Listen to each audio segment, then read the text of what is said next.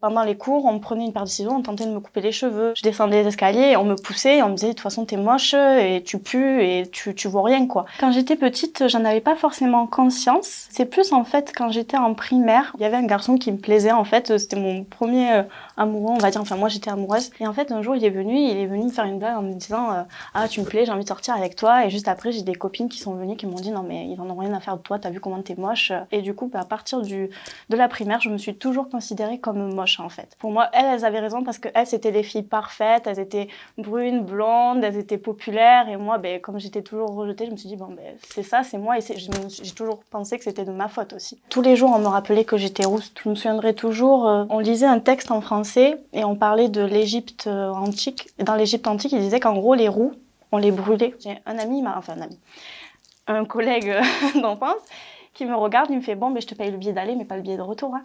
Ou alors, on était par exemple en cours d'SVT, on étudiait la reproduction sexuelle en fait. Et il y a une fille, elle lève la main, elle dit à la prof d'SVT, par contre, je voulais savoir si c'était possible de savoir si notre enfant est roux dans notre ventre, parce que moi, s'il est roux, je me fais direct avorter. Et là, la prof, elle le regarde et elle dit rien, elle dit ah non, non, c'est pas possible de savoir. Et moi, j'étais à côté, tout le monde m'a regardé, je me suis dit mais c'est comme ça qu'on me défend. Souvent, on m'a dit pourquoi tu te fais pas de couleur. On me reprochait que je me plaigne d'être harcelée en me disant mais pourquoi tu te plains si ça te gêne tant, fais-toi une couleur.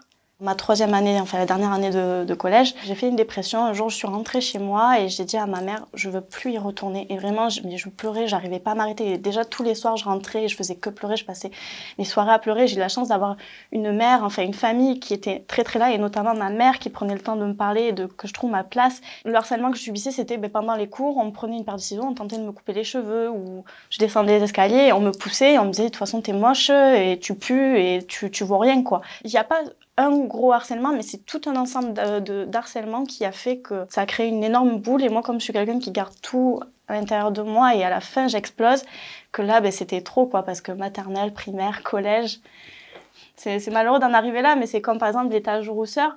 On voit souvent sur Instagram ou quoi des posts où ils associent en fait les taches de rousseur à l'acné, à des trucs comme ça, alors que l'acné ça peut se traiter, c'est vraiment des problèmes de peau, alors que la tache de rousseur c'est pas un problème de peau, c'est plus un type de peau. Et à l'âge de 13 ans, je pensais réellement avoir des taches de rousseur c'était un problème de peau et qu'il fallait que je me fasse soigner.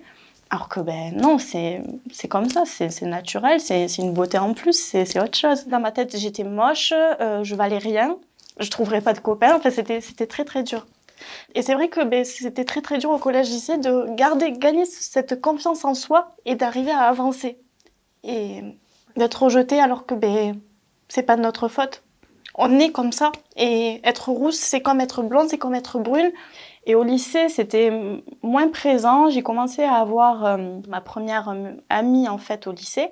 Mais par contre, là, c'était plus dur dans le sens où je payais tout le harcèlement que j'ai eu avant, tout le manque de confiance que j'ai pas pu gagner en fait. Et je me disais toujours, c'est parce que je suis rousse, il faut l'accepter. Même encore actuellement, j'ai des soucis avec les garçons parce que je suis rousse et du coup on considère pas ma personne mais on considère juste ma couleur de cheveux. Moi j'ai pas mal de garçons qui m'ont approché juste parce que j'étais rousse. Ils voulaient juste voir si j'étais rousse en bas. Bon, j'ai encore actuellement un manque de confiance et enfin un problème d'estime de moi encore aujourd'hui. Mais en fait ce qui m'a permis d'évoluer c'est que un jour, j'ai participé à un truc, c'était sur internet et c'était concours Miss Rousse de France en fait. Et j'ai envoyé ma photo, je me dis pourquoi pas, peut-être que ça va me faire rencontrer des gens, peut-être que parce que je découvrais d'autres profils de rousse, je me disais je suis pas toute seule. Et en fait je suis arrivée deuxième ou troisième de ma région et à partir de là je me suis dit j'ai pris confiance en moi. Et en fait par rapport à ce projet-là, j'ai rencontré un photographe et avec ce photographe, on a fait des photos et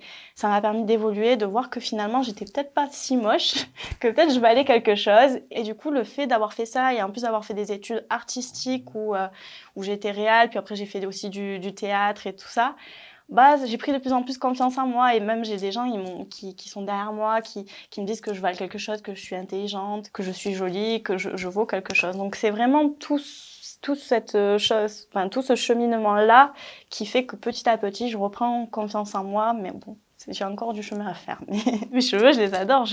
C'est ma force, c'est moi, c'est ma personnalité. Ça a construit tout ce que je suis. Et pour rien au monde, j'échangerai mes cheveux. Et pour rien au monde, je reviendrai en arrière aussi. J'ai peut-être vécu des grosses galères, mais j'en suis heureuse actuellement. Vraiment, j'en suis heureuse. Ce que je dirais à la jeune Maëva, c'est arrête de pleurer. Ne te rends pas la vie plus difficile parce que t'es forte. Tu le sais pas encore, mais tu vas être très très forte. Et la différence que tu penses qui actuellement te fait de toi une personne faible et une personne qui vaut pas le coup de vivre, ben tu verras que dans quelques années, tu vas être une femme mais incroyable avec une chevelure magnifique et tu vas aller très très loin parce que tu vas être l'une des plus fortes personnes que tu connaîtras.